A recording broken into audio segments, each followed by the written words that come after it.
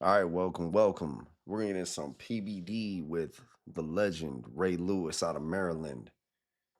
They're gonna be going over apparently Ray Lewis's brutal honesty.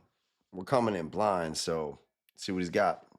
It's always interesting getting these guys' perspectives that are like they've been through it, but at the same time, you've been removed for 20 plus years, You're rich, man. You're rich and famous.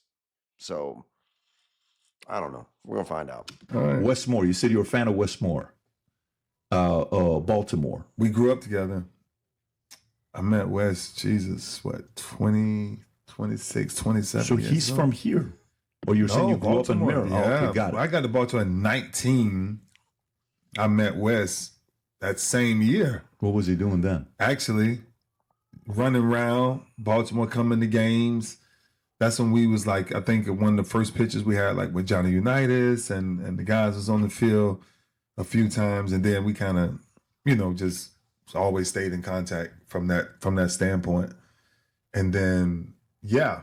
And so you'll see a lot of pictures of me and him and sitting with each other and hanging out at the games. And so What was he doing then? I mean, if you met him at 90, so you guys are a couple of years apart. Mm-hmm. What was he doing? What job did he have? Was he into politics or not yet? Not yet. Okay. Not yet. Yeah, I think later on. Yeah, I think definitely came later on. Yeah. Got it. Yeah. And did you, Those of you that don't know about Wes Moore, keep his name in mind because he's already on the Democratic side, one that they're considering running in 2028.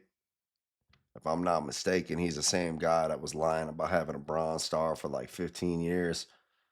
Finally, the Biden administration just gave him a Bronze Star.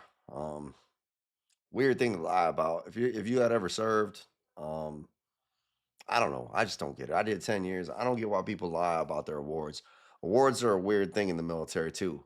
You could have a hard tour and get something, you get something minimal. And it is what it is. It just is what it is. And also your rank has a lot to do with what award you're granted as well. So unless you do something extremely out of the ordinary, it's fairly rank based. You know what I mean? Anywho, let's get back into it.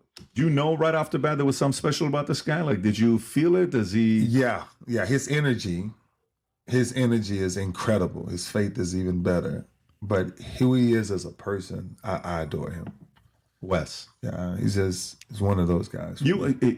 Politically, I think one time you and Jim Brown went to the White House. You were with Trump. Got fried. Yeah, you got. That's back then when you would get fried. Today you won't get fried, but back then, I mean, it was the first term. We got fried for simply an action. I wanted to ask him one question. This is when he was president elect at the time. And when I went up there, I said, "Papa, I'm following you. So whatever we're gonna do, let's do it." And I said, and he says, "Well, what's the first question you wanted to ask me?" And I said, "I want to ask a personal question. I'm gonna get fried either way. So let me just get this out of the way. Is there a plan that you have in place to help Black communities?" Man, I'm not gonna lie. Like at this point, this question kind of irks me. I mean, what if we got like I don't know. I'm trying to think of prominent white athlete. What if Tom Brady goes up there and is like, "Mr. President, what are you gonna do to help white communities?" Like, how about you start with helping yourself? You know what I mean? Why don't you start by helping the culture? Why don't we start changing the dynamics between education and gangster rap? I grew up with gangster rap too, but I ain't out there trying to shoot up blocks when I was a little kid. I wasn't like trying to make it my identity. You got to help yourself at some point. You can't rely on the government to be your savior, and it starts in the house.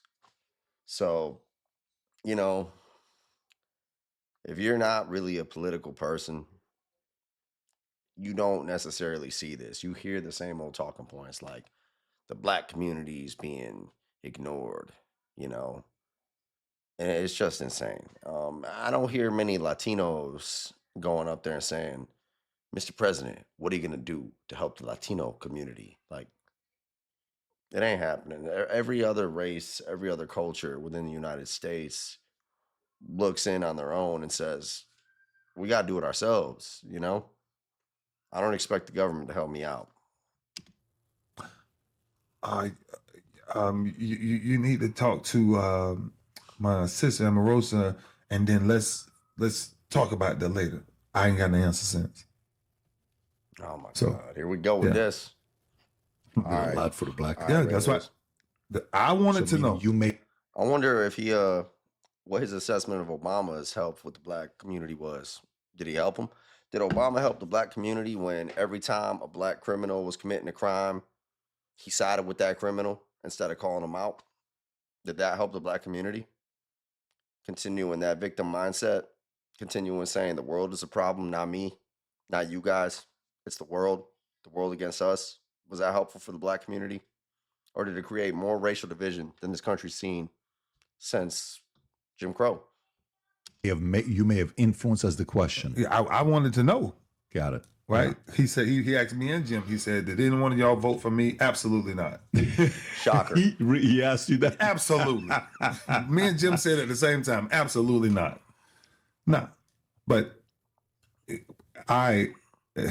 because of what Jim started and me being mentored by Jim for about 15 plus years, to see what he's done with the America program is similar to my solar program. It's similar to everything that why I go in prisons, why I help all the communities the way I do, why I give back so much, why I have a new locker room, right? That's just, it's much bigger and more personal when it talks to like human development and mental health and all these different things that people are going through. And so when Jim introduced me to that side of life, like everything changed with me. You know, because he started to understand, like I go in prisons and 50% of the prisoners hate me and 50% love me. Why do they hate you? Why would because 50% hate you? Because 90% of them say things that it's everybody else's fault where you are, right? Like it's somebody else. If somebody else had a similar situation, whatever, it turns it into being whatever it is. That's so crazy. That's just crazy to me that he's saying the prisoners that don't like him are blaming the world on their situation. When you just did the same thing. You said, what are you going to do to help black communities? You know what will help black communities? School choice. Stuff like that, you know? Prioritizing education, the right kind of education, not the paper stamp education. So while these prisoners are telling him that, he's out there asking the president the same thing. It's crazy. I don't know. Yes, but that's life though. Yeah. What's going on, everyone? It's your man Sugar. That wraps it up. Ray Lewis going to talk about his Manect. I guess you can catch him on Manect now. I don't even blame Ray Lewis. You got to be like full times into politics in order to really see how it is they divide people and question what it is, the narratives that are getting put out. Anyway, you guys are watching this, you already know that. But if you made it this far, you're a real one. I'll see you next time.